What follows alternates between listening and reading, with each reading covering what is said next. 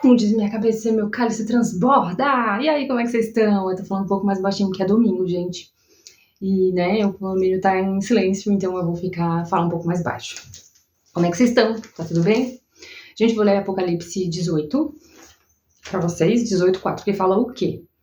Ouvi outra voz do céu que dizia: sai dela, povo meu, para que não sejas participante dos seus pecados e para que não incorra nas suas pragas.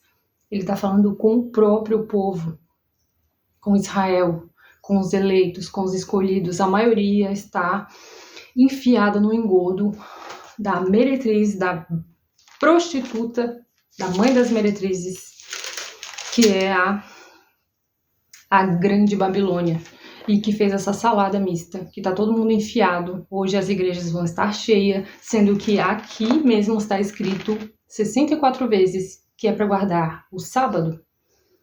E aí as pessoas dizem que amam a Deus e não fazem questão, não procuram, porque já estão engodados, estão cegos, indo na leveza do evangelho da graça barato, pode tudo, andando nas portas largas e não se apercebendo de que eles estão, cegos.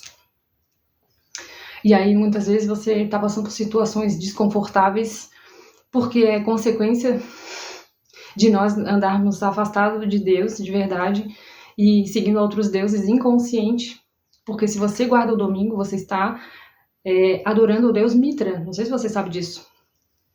Domingo é o dia de Deus, um dos, né? Mitra, porque também tem o Saturno. Então, na antiguidade, você tem que se aprofundar, não é uma coisa rasa. E a Bíblia, realmente, ela é um livro muito poderoso, mas precisam de vertentes, você precisa estar indo buscar mais, você precisa estudar, e é por isso que a palavra diz: buscar-me-eis e achareis quando me buscardes de todo o vosso coração. O que fala em Deuteronômio também ali, o Shema Israel? Ouve, ó Israel, o Eterno é nosso Deus, o Eterno é um, ou único, dependendo da tradução. E as pessoas fazem o quê? Não tem diferença. Católica, protestante, não tem diferença. Evangélica, cristã, como que chama outras? Pentecostal, não pentecostal. Tá todo mundo dormindo. Só cada um num tipo de janelinha, mas é um grande engodo que cegou todo mundo. Ali fala o quê? Deuteronômio 6:4 fala: ouve, ó Israel, o Eterno é nosso Deus, o Eterno é o único Senhor. Amarás, pois, o Senhor teu Deus de todo o teu coração, e de toda a tua alma, e de todo o teu poder. No mínimo, quando você começa a gostar de Deus dessa forma, você quer conhecer, você quer saber, você quer estudar. Quais são as leis? Existem preceitos que ele quer que eu faça? E outra coisa que eu vou dizer, tá, pra você aí que é cristão e bate no peito, Mateus, eu vou de novo, que agora que eu descobri isso aqui, me descobriram os olhos que foi o próprio Deus, que fala lá em Mateus 23, fala o quê? E falou Jesus, Yeshua, Yahushua HaMashiach, a multidão e seus discípulos dizendo: na cadeira de Moisés estão assentados escribas e fariseus. Observai, pois, e praticai o que vos disserem. E ali depois ele tá ralhando por conta da hipocrisia que existe, né, desde aquela época. Mas ele diz para observar e fazer tudo o que Moisés, ou seja, o Antigo Testamento, ele aponta para o Antigo Testamento, gente. E ele aponta aqui, Levítico, se você estudar Levítico, existe a santidade de Deus, o que ele quer para nós. Não é você que escolhe o que é santidade, tá? Nem eu. Não somos nós que escolhemos o que é santidade ou não. Tá? Eu quero deixar isso bem claro. Então aqui, por diversas vezes ele fala: sede santos porque eu sou santo. Quem escolhe o que é santidade ou não é o próprio Criador. E se ele diz para você não se alimentar de alguma forma, não fazer tais tipos de coisa, é preceito dele. Eu sei que a gente se perde um pouco, porque a gente fica meio preso na religiosidade. E agora o que eu faço de coração, o que não é de coração? E realmente é difícil, é complicado. Quando a gente começa a realmente enxergar a palavra com os olhos verdadeiros, a gente vê que tem bastante fermento dos fariseus, tem bastante fermento aqui, inclusive Yeshua, Yahushua HaMashiach, ele fala isso para nós. Cuidado, né? Que porém entre lobos, uma hora ele fala isso, né? Então, a gente tem que ficar antenado, de olhos atentos. E Romanos, que eu também tenho uma coisa assim com Romanos, eu olho bem de nariz torto mesmo por conta esse exagero referente à graça. Eu vou falar assim, né? Porque a gente é contestado, a gente é meio que forçado a não contestar o que está escrito nas escrituras. Nós somos tipo, ó, fica quieta, né? E só vai, entendeu? Então, em Romanos, estava escrito na minha outra Bíblia, a versão de grego estava escrita melhor, que também fala que nós temos que olhar para os judeus, porque neles foi posto como se eles fossem um oráculo. Cadê? Romanos 3. Eu não lembro onde tá, porque eu vi só na outra Bíblia. Qual é a vantagem dos judeus? Eu acho que é assim mesmo, tá? Qual a vantagem dos judeus? Ou qual a utilidade da sua circuncisão? Muita, já a resposta embaixo. Em toda maneira, porque primeiramente a palavra de Deus lhe foi confiada. E aqui, pois que, se alguns foram incrédulos, a sua incredulidade aniquilará a fidelidade de Deus. Não, por isso que eu coloquei lá. Porque no grego está escrito assim, aqui, para Deus lhe foi confiada. E lá está escrito que eles são os oráculos de Deus. Oráculo é quem? É o receptáculo de alguma entidade maior. Né, que entrega, como se fosse um receptáculo mesmo, né? Que entrega a vontade, o querer um recado, vou dizer assim, de uma entidade maior, que é o nosso próprio Deus, que nós temos um. E os judeus, eles são monoteístas. Então a gente tem que começar a olhar para as escrituras com um olhar não crítico, não é isso, veja bem, não é isso que eu tô querendo dizer, mas eu fico preocupada, eu ficava com o pezinho atrás com o Paulo, sempre fiquei, eu tenho essa coisa com o Paulo. É a mesma coisa, já tinha contado aqui em outros vídeos, é a mesma coisa de que um traficante, se fosse preso várias vezes por vários rolês, coisa, sei lá, e do nada ele pega e vai ser policial. Né? Ou o contrário, eu acho que até o contrário também, né? Eu sou policial, eu prendo todo mundo, porque no caso dele foi isso, né? Eu prendo todo mundo, eu mato, eu escangalho, eu saio nas vielas aí fazendo rolê. Depois ele se converte e vira bandido. Ó, agora eu sou bandido, tá? Qual bandido que vai confiar nele? Eu sei, gente, tem muita coisa que a gente foi incutida na nossa cabeça pra gente não duvidar, pra gente não descrer do que a palavra diz.